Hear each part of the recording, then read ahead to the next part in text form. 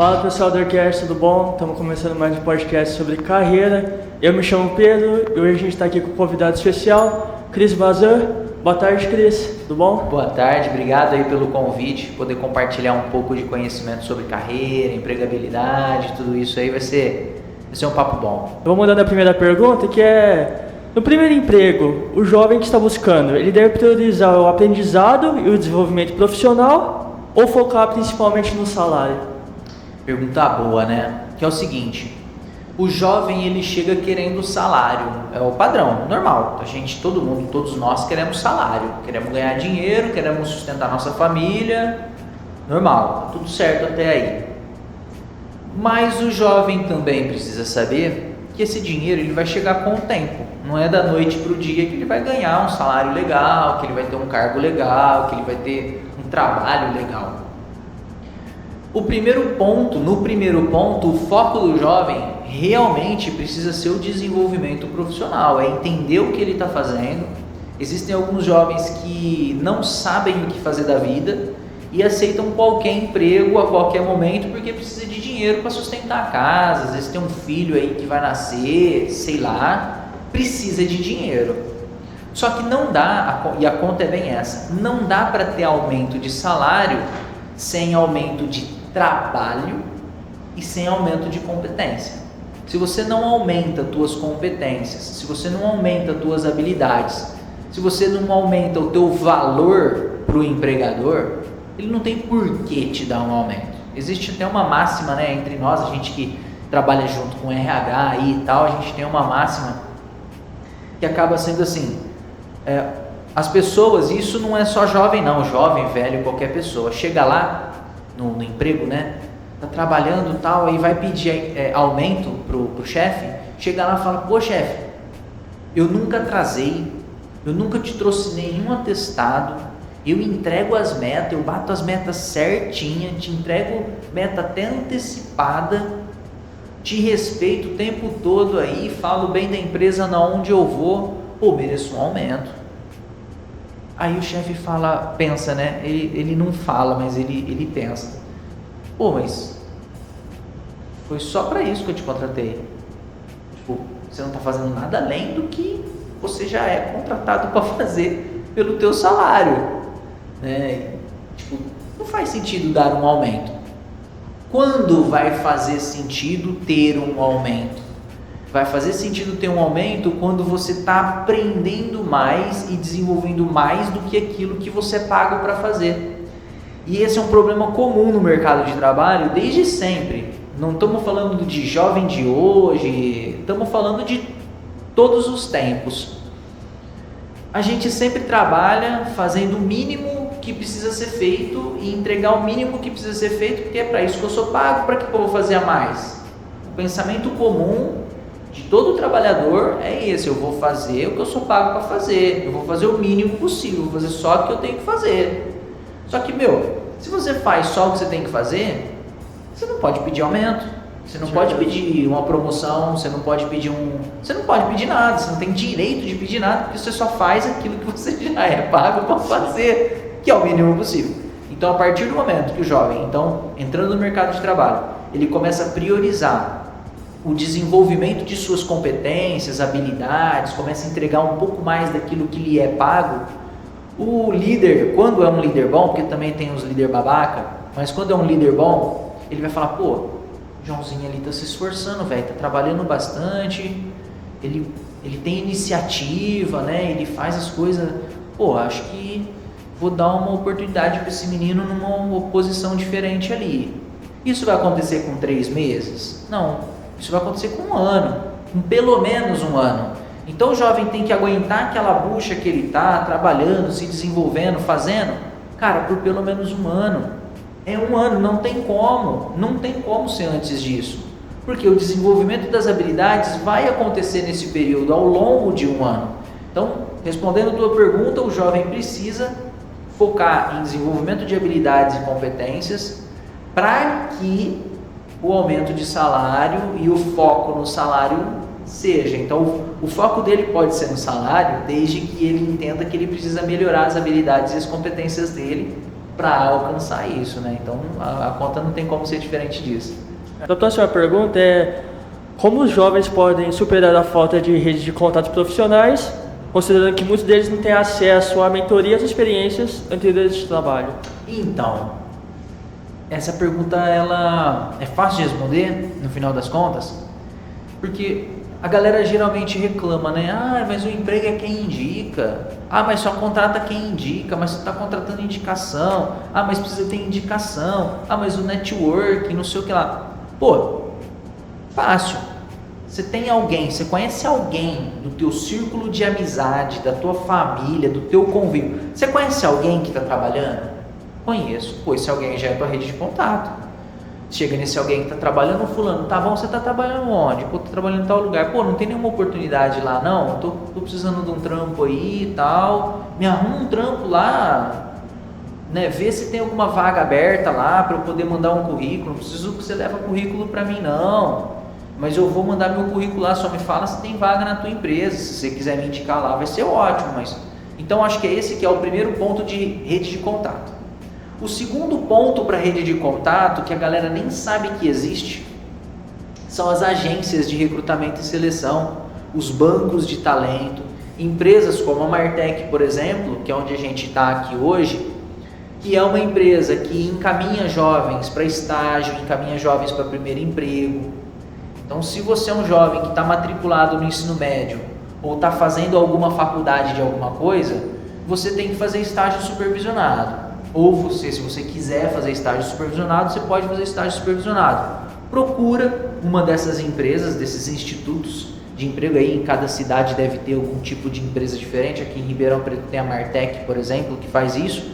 Procura essas iniciativas, procura essas empresas, deixa lá, faz o teu cadastro, participa ali, que essas pessoas podem te recomendar para o mercado de trabalho. Então assim, não tem muita mágica, não é ficar fazendo um currículo lindo, não é ficar fazendo um LinkedIn lindo, não é nada disso.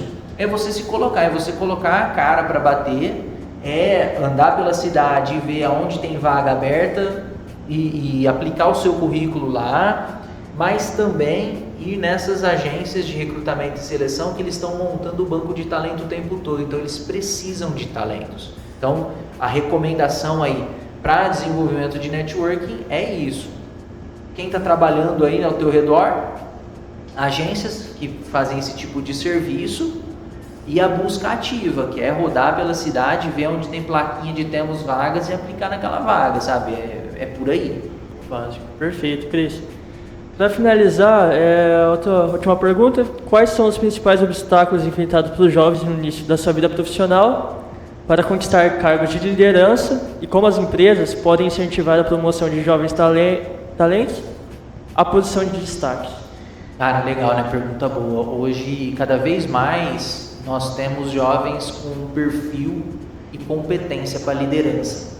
A gente tem muito mais do que no meu tempo, quando eu era jovem, 20 anos atrás, 25 anos atrás, quando eu estava lá com 15, 16 anos. Hoje, os jovens têm muito mais perfil de liderança e proatividade e tal. Obviamente que a gente tem visto uma corrente falando da geração Z como preguiçosa, como uma molecada que não quer trabalhar, como que isso, como que aquilo, blá blá blá blá blá blá. Só que tudo isso é com relação à quantidade de informação que o jovem tem. O jovem tem tanta informação que ele pode consumir que ele começa a criar algumas competências e algumas habilidades que são fundamentais ali para ele ser um líder.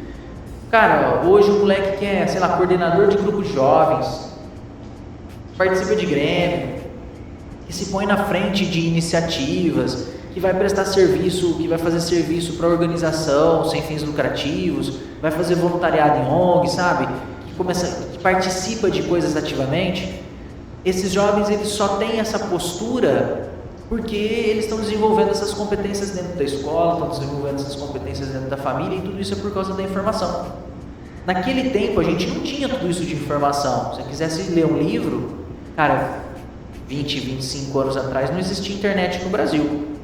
Estamos falando dos anos 2000. Nos anos 2000 não tinha internet no Brasil com facilidade. A internet ela era muito difícil. A informação ela era muito difícil. Sempre foi muito difícil, principalmente para as pessoas mais pobres. Era muito difícil a informação. Então a gente não tinha como crescer. A gente tinha os nossos pais ali como referência, a igreja como referência, ou uma coisa ou outra como referência, e mais nada. Hoje o jovem tem, cara, uma quantidade de informação imensa.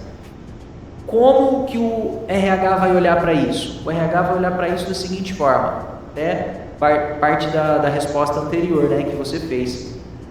Cara, se eu trabalho um ano legal, me colocando, me desenvolvendo e tal, o jovem ali vai estar sendo visto. Se ele está trabalhando numa empresa bacana, ele vai estar sendo visto. O líder vai falar, pô, esse cara é legal, hein, velho, eu tenho uma iniciativa ali e tal, pode ser que eu faça isso, pode ser que aquilo, pode ser que aquilo outro. Então ele vai subindo esse jovem. Chegar num cargo de liderança do nada é praticamente impossível. O jovem chega lá, 6 meses de trabalho, agora você já é gerente de departamento, agora você é o líder desse departamento. É muito difícil, mas existe. São Paulo capital, em Osasco na verdade, existe uma iniciativa lá que é da comunidade JF, que eles capacitam talentos para liderança. Então eles têm um curso que dura um ano, que é um curso de lapidação mesmo, de desenvolvimento de líderes. Eles criam líderes. E aí as lojas da Swift, em cidades pequenas não devem ter, mas nas cidades maiores devem ter. Então dentro da Swift, os chefes da Swift, os líderes ali de loja, são jovens de 17, 18 anos, 20 anos. Então são jovens líderes, eles são capacitados dentro da organização para que eles possam ser líderes jovens mesmo. Então existe isso. As empresas precisam cada vez olhar mais para isso, mas ela está preocupada com outra coisa. Eu não sei com o que o RH está preocupado hoje, porque é muito difícil saber, porque ele tem tanta coisa para fazer na bota dele, e o chefe de cima para baixo, né, o diretor da empresa, com a mentalidade dos anos 70, forçando coisas, que é meio bizarro. Enfim, existe isso também. Só que hoje as empresas que estão nascendo e que estão hoje se desenvolvendo, startups e tal, precisam olhar para os jovens líderes e tentar fomentar talentos que são melhores. Então acho que esse que é o ponto. O jovem vai conseguir posições de liderança, demonstrando que ele é um bom liderado, ele sabendo como é ser liderado, que ele vai conseguir ser um bom líder, porque ele tem referência de bom líder. Se eu tenho um bom líder, eu aprendo com o meu líder, eu sou um bom liderado para ele, automaticamente ele virou minha referência, meu espelho, e eu vou conseguir espelhar isso em outro lugar. E se esse jovem está sendo bem quisto ali, pelos jovens que estão do lado dele, que olham ele como referência, esse já é o primeiro indicador que esse jovem ele tem um espírito de liderança, ele tem competências e habilidades de liderança. Se ele está na rodinha, ele é o dono da rodinha ali, então pode ser que esse jovem já tenha um espírito de liderança e eu precise trabalhar ele para ele ser um bom líder dentro da corporação. Então acho que é meio que esse o caminho que o jovem tem que fazer para conseguir alcançar esses cargos.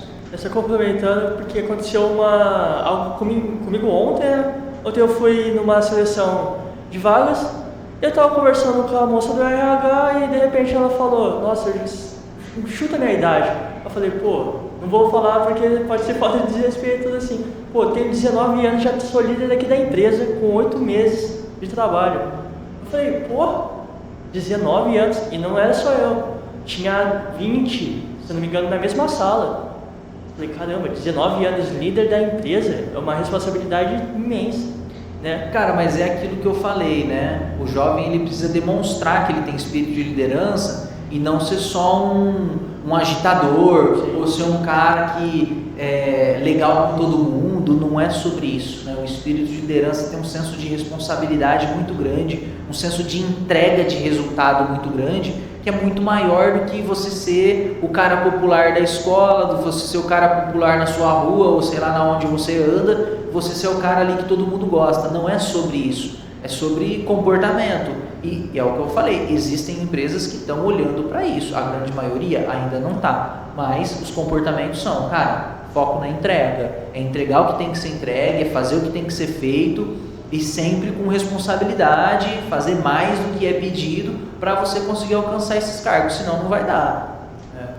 Então é isso, Cris, muito obrigado pela sua presença. É isso, pessoal, mais um episódio do Orcast finalizando. se inscreva no canal, dá um joinha e é isso. Falou!